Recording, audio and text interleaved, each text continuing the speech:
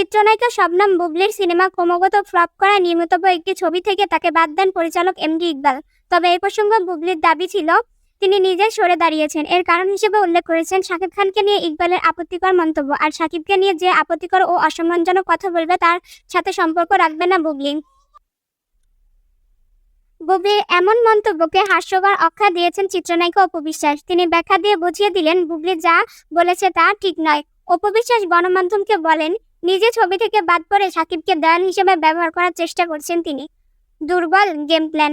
অপু বিশ্বাসের ভাষ্য, ছবি থেকে বাদ না পড়লে শাকিবের প্রতি দরদ দেখানো এমন কোনো বাক্য ব্যবহার করতেন না। আসলে সবখানে শাকিব খানের নাম মুখে নিয়ে উনি ক্লান্ত হয়ে গেছেন। সেই সঙ্গে এই নায়িকা আরও বলেন, উনি শাকিব খানের সম্মান নিয়ে কথা বলেন। যখন প্রিয়তমা সিনেমার প্রচারে গিয়ে অভিনেতা আরফান নিশো শাকিব খানকে নিয়ে নেতিবাচক কথা বলল, তখন তিনি। এর আগে পরিচালক এমডি ইকবাল শাকিব খানকে নিয়ে আপত্তিকর মন্তব্য করেন।